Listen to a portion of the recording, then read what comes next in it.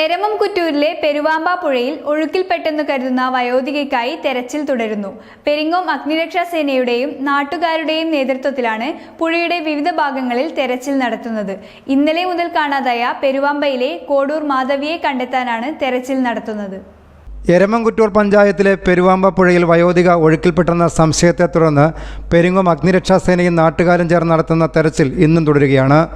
Peruvamba junction മുതൽ കുറ്റൂർ വരെയുള്ള ഭാഗത്താണ് വെള്ളിയാഴ്ച രാവിലെ മുതൽ തെരച്ചിൽ നടത്തുന്നത്. പുഴയിലെ ശക്തമായ ഒഴുക്കും മണ്ണ് കലർന്ന വെള്ളവും തെരച്ചിലിനെ പ്രതികൂലമായി ബാധിക്കുന്നുണ്ട്. എരമംകുറ്റൂർ പഞ്ചായത്ത് അധികൃതരും പെരിങ്ങോം പോലീസ് സ്ഥലത്തെത്തി തെരച്ചിലിന് നേതൃത്വം നൽകുന്നുണ്ട്.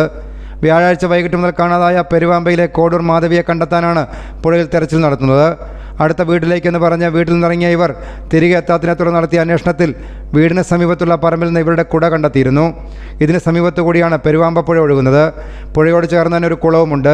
കുളത്തിലോ പുഴയിലോ അകപ്പെട്ടതാവാമെന്ന സംശയത്തെ തുടർന്ന് ഇന്നലെ തന്നെ പെരിങ്ങോം അഗ്നിരക്ഷാ സേനാംഗങ്ങളും നാട്ടുകാരും കുളത്തിലും പുഴയിലും തെരച്ചിൽ നടത്തിയെങ്കിലും മാധവിയെ കണ്ടെത്താൻ സാധിച്ചിരുന്നില്ല. പ്രതികൂല കാലാവസ്ഥ ഇരുട്ട് മൂലം അവസാനിപ്പിച്ച ദൗത്യം വെള്ളിയാഴ്ച രാവിലെ പുനരാരംഭിക്കുകയായിരുന്നു. News bureau, Mathamangalam.